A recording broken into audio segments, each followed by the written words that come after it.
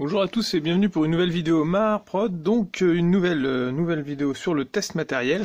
Et je crois que ce test matériel était bien attendu parce qu'il m'a été demandé plusieurs fois, c'est le test des cartes plastiques. On va parler aujourd'hui cartes plastiques. Et cartes plastiques, c'est l'appellation, on va dire, générale, vraiment le gros nom qu'on dit pour parler de plein de choses. Et la plupart du temps, en plus, on se trompe d'appellation. Parce que pour moi, la carte plastique, quand j'ai commencé le modélisme, je faisais énormément de récupération. Maintenant que je suis un peu passé professionnel, j'en fais un petit peu moins. Mais quand vous commencez vraiment le modélisme, franchement, voilà, donc ça c'est un de mes tiroirs. Les premières cartes plastiques que j'ai utilisées, c'était des cartes en plastique, c'est-à-dire de la carte de téléphone, de la carte téléphonique et des cartes de crédit. Et c'est toujours du matériel qui me sert. Alors là, en plus, je fais de la petite pub pour ce festoche. Mais c'est toujours un matériel qui est très très utile. Et je pense que au niveau alors, je vais peut-être dire des conneries au niveau des différents matériaux, des différentes caractéristiques, parce que je suis pas chimiste et tout, mais je me suis quand même un peu renseigné. Je pense que les cartes téléphoniques, ça devait être de l'ABS aussi. Aujourd'hui, vous avez deux grosses familles de cartes plastiques, on va dire, de cartes plastiques de modélisme. C'est-à-dire, vous avez tout ce qui est plaque de styrène. Le styrène, en fait, c'est de l'ABS. Pour les appellations, on va en parler tout à l'heure. Et ensuite, vous avez le PVC expansé. Ça, c'est deux gros types. On va aller voir dans cette vidéo-là, histoire de pas faire une vidéo sur les plaques de styrène ABS et une vidéo sur le PVC expansé. On va tout regrouper ici. Et puis ensuite, vous avez quelques marques principales qui font vraiment du matériel pour tout ce qui est maquette d'architecture, modélisme ferroviaire, modélisme tout court, création de maquettes et puis de petites voitures télécommandées, des choses comme ça. Et eux, ils sont vraiment spécialisés et ils sont plus ou moins faciles de les trouver en Europe. Par exemple, c'est pour ça que je vous ai sorti ces deux sachets-là. C'est les deux principales marques que vous trouverez facilement en Europe. Pourtant, elles sont pas européennes, elles sont américaines toutes les deux. Plastruck, ça doit venir de Los Angeles, il me semble, et puis Evergreen, ça doit venir des alentours de Chicago. Les deux font du... Alors, j'ai ouvert celle-là.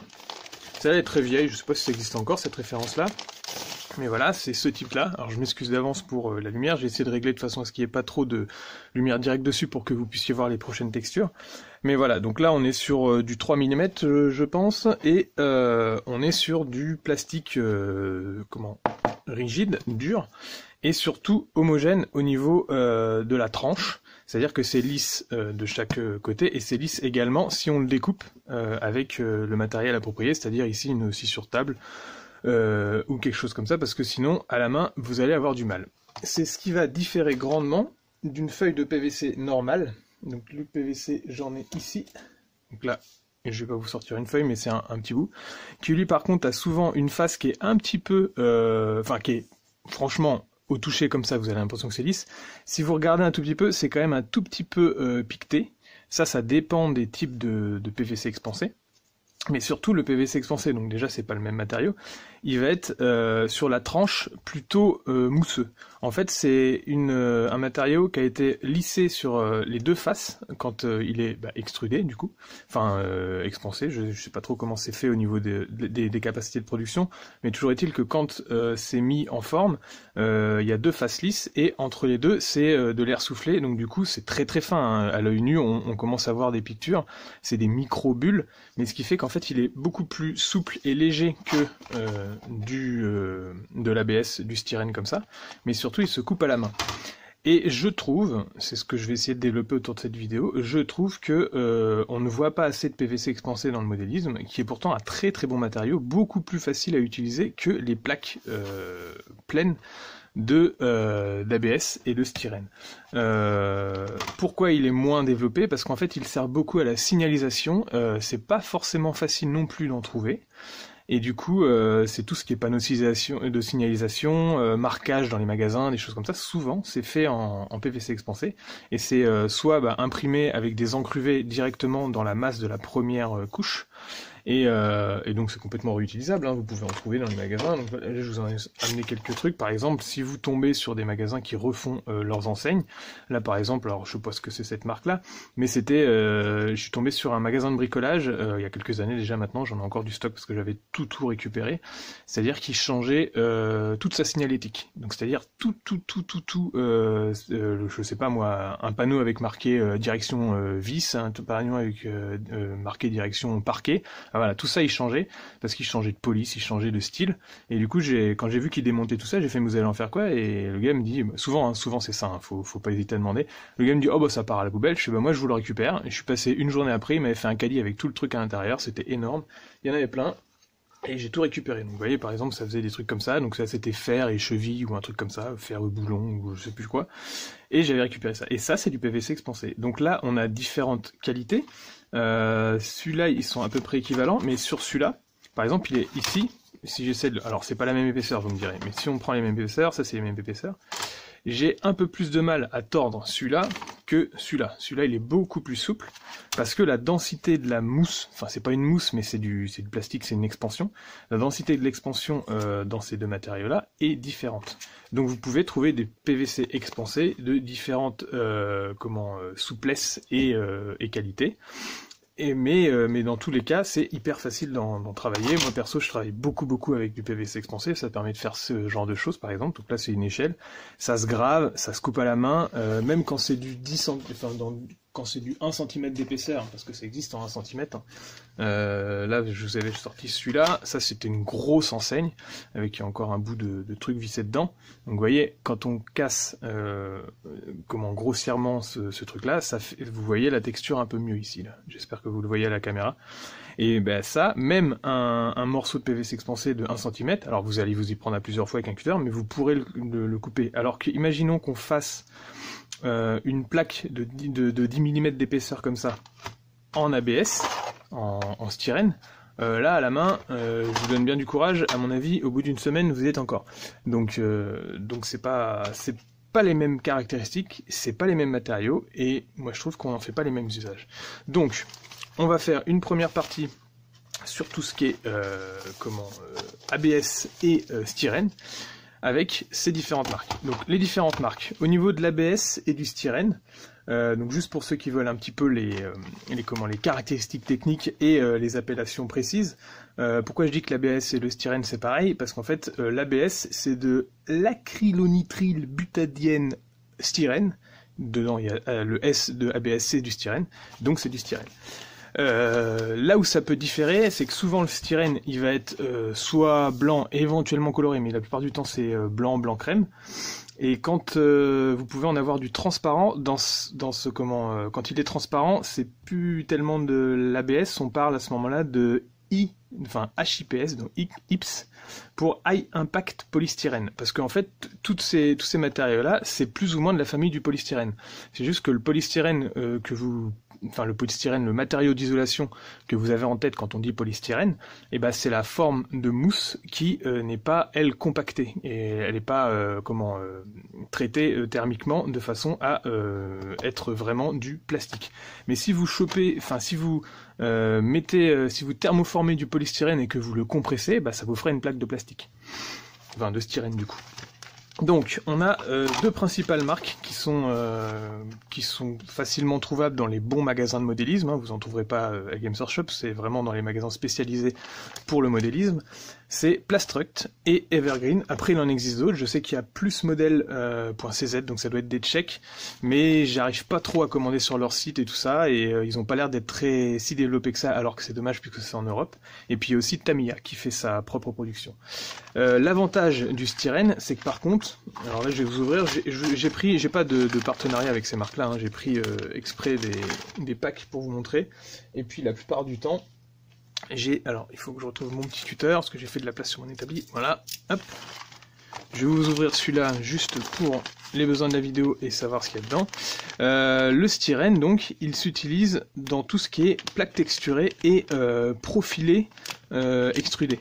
Vous allez pouvoir trouver des bonnes références en tube de toutes les sortes, et ça pour construire plein de trucs, par exemple des vérins, des choses comme ça, c'est génial. Par contre, ce que je vous conseille de faire, c'est de ne jamais prendre de plaques lisses d'ABS et de styrène. Vous allez vous faire chier pour rien.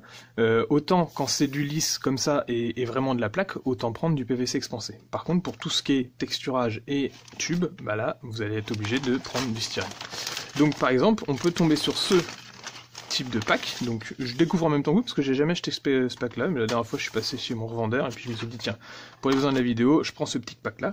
Donc là on a du PVC qui doit faire, on va dire 2 mm, du PVC je veux dire, du styrène, tout ça sera en styrène, donc, du styrène de 2 mm.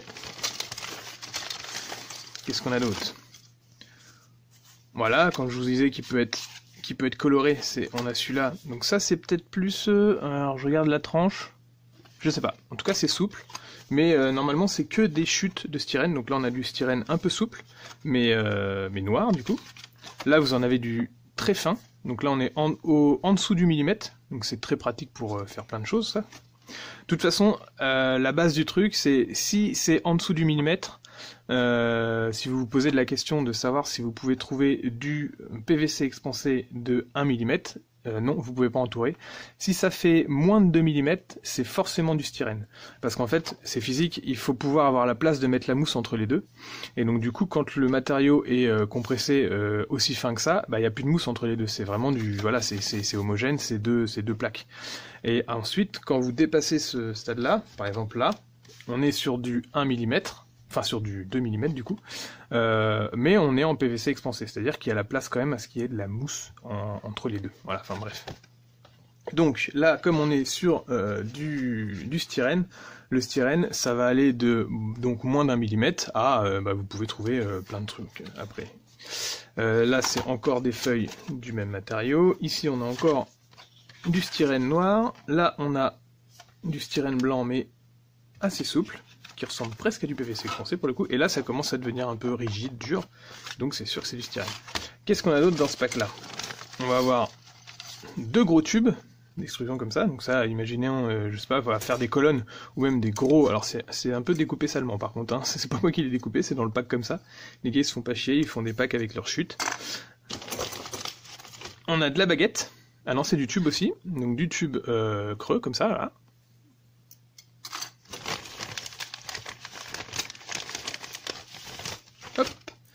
Des petits, alors ça ressemble presque à du bâton de sucette, hein. Les bâtons de sucette sont des très très bons matériaux de modélisme, tant que ça existe encore un petit peu en plastique, récupérez-les. Quand ça sera que des tubes en carton, bah voilà, on se fera chier.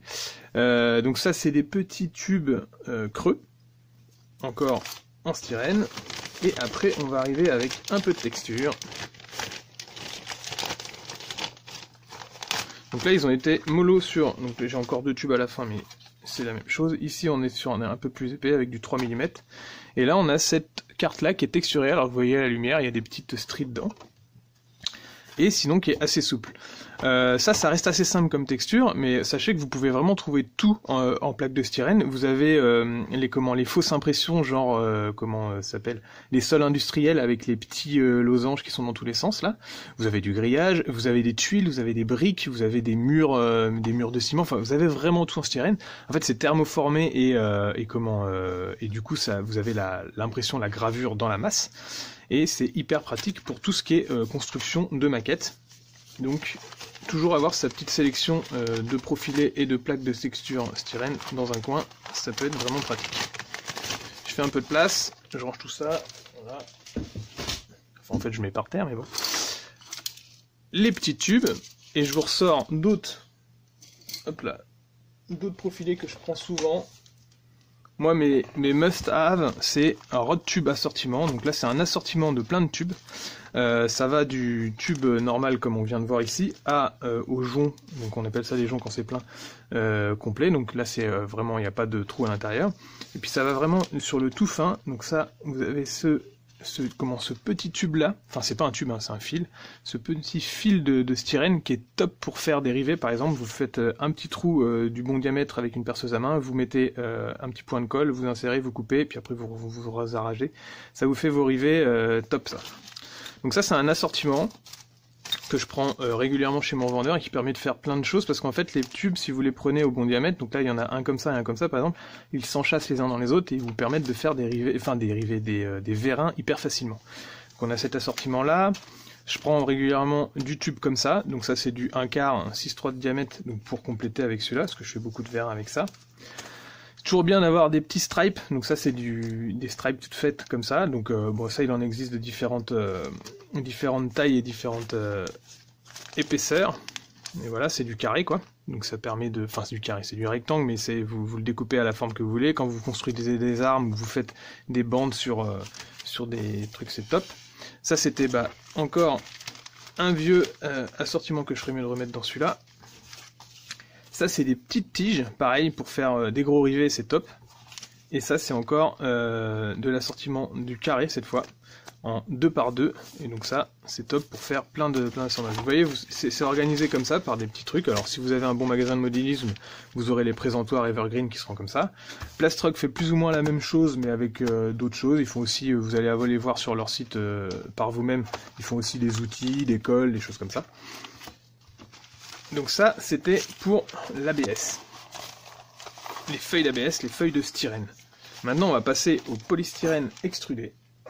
Et le polystyrène extrudé, vous allez voir, c'est top aussi.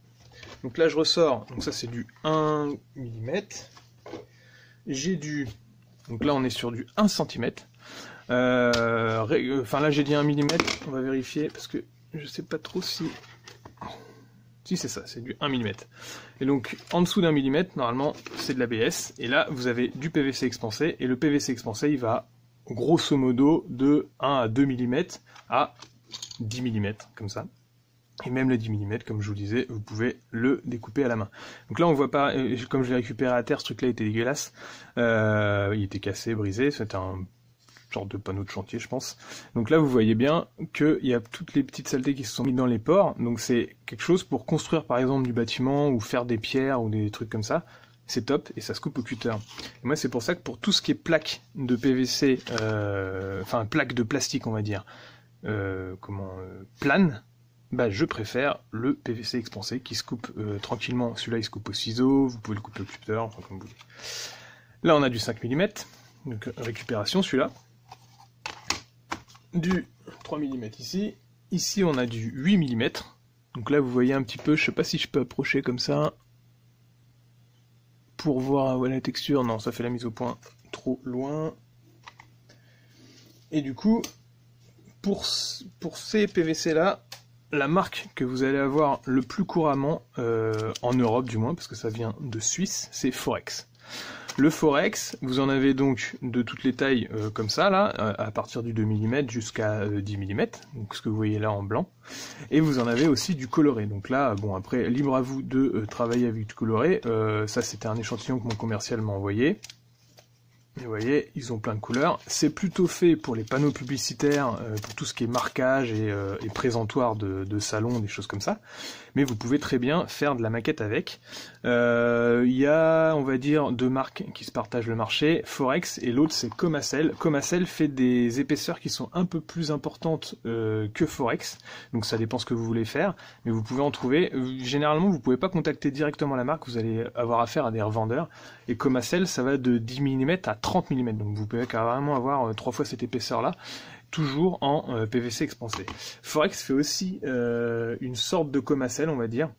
Il diffuse le Smart X, donc ça c'est des échantillons que j'ai pu choper, toujours avec mon commercial. Donc là on a du 5 mm, du 10 et du 19, donc vous voyez là ça commence à être vraiment épais. Par contre on n'est plus sur du PVC expansé, on est sur une couche de PVC de chaque côté, il me semble, hein. Je suis pas sûr si je dis pas une connerie, mais il me semble qu'on est sur une couche de PVC de chaque côté. Par contre au centre, on est sur de l'ABS expansé, du styrène expansé, comme du polystyrène mais en dur, et du coup ça c'est complètement pas pliable, ça m'a même l'air d'être cassant. Alors on peut peut-être faire le test, hein. Comme on est sur la vidéo en ligne, on va faire le test avec le 5. Si je prends une pince plate comme ça et que j'essaie de le tordre, voilà, ouais. on va le casser. Alors ce qui peut servir en modélisme, je pense que le SmartX c'est plus réservé à tout ce qui est construction et isolation pour mettre des panneaux sur les murs ou ce genre de choses. Pour le modélisme, ça reste un petit peu pas ce qu'on recherche. Par contre, le PVC expansé c'est vraiment top pour tout ce qui est gravure et construction. J'ai pas beaucoup d'autres exemples ici, mais vous voyez, on peut faire ce genre de truc. Si je prends ce truc là et que je prends mon petit cutter, là vous avez du 5 mm d'épaisseur. Imaginons que je sois avec de l'ABS du styrène, impossible de couper à la main. Par contre ça, je fais mon petit truc de cutter en plusieurs fois et je vais le découper en 3 fois, comme ça. Donc je vous disais, vous avez une surface, les deux surfaces de chaque côté sont plutôt dures, même si elles peuvent se graver.